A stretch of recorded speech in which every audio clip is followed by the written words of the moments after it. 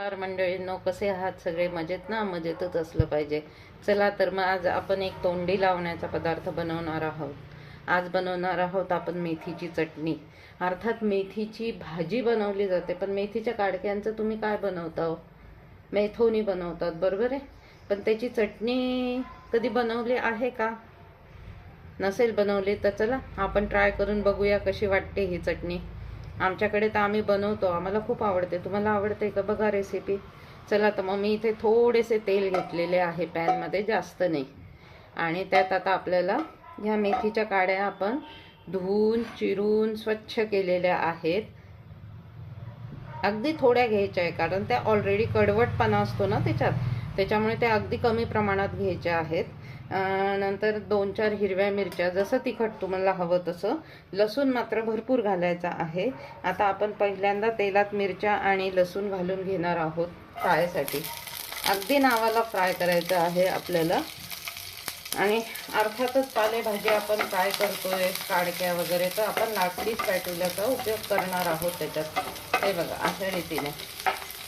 आणि आता आपण घालणार आहोत त्यात मेथीच्या काडक्या. आपल्याला जास्त हे नाही करायचं आहे, खरपूस असं नको आहे. थोडासा परतला गेला लसूण आणि मिरच्या तरी पुष्कळ आहे.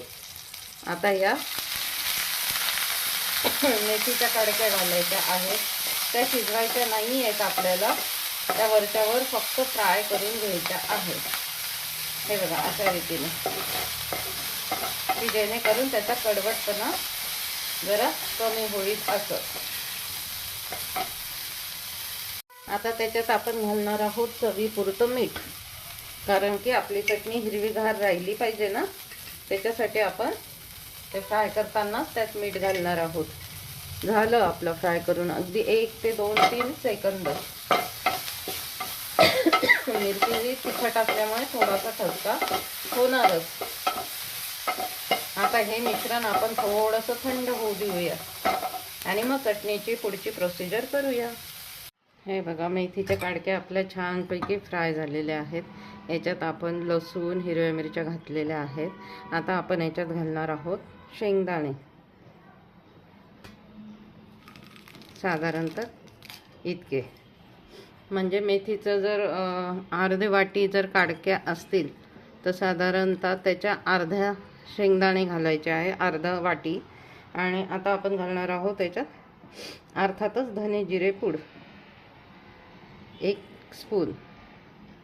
आणि आता हे वाटण आपण मिक्सरला छानपैकी वाटून घेणार आहोत. मीठ आपण चवीपुरते त्याच्यात घातलेले आहे. आता हे वाटण आपल्याला वाटून आणायचे आहे. याच्यात वाटताना आपल्याला लागता दही घालायचे आहे, किंवा ताक घातले तरी चालेल. मिक्सरमध्ये आपण हे सर्व जिन्नस आता घातलेले आहे. दिसतंय ना तुम्हाला? ओके.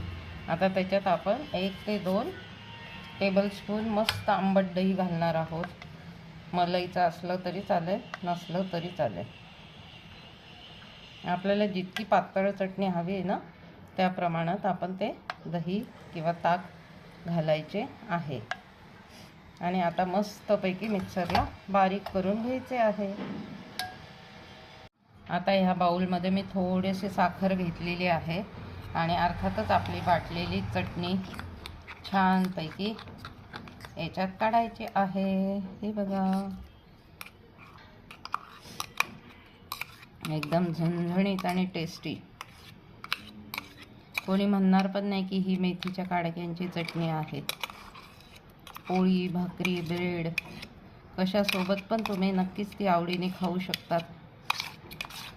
शिवाय पराठ्यांबरोबर छान लागेल, भाकरीबरोबर छान लागेल. बघा बरं ही चटणी कशी वाटते तुम्हाला. आंबट गोड चवीची ही चटणी नक्कीच सगळ्यांचं मन जिंकून घेईल असं वाटतंय. थँक्यू. आता आपण ह्या चटणीला थोडासा जिरं मोहरीचा तडका पण देणार आहोत बरं का. आणि थोडंसं हिंग पण घालणार आहोत, की जेणेकरून ही मेथीची चटणी बाधणार नाही आणि टेस्टी पण लागेल अजून. हे बघा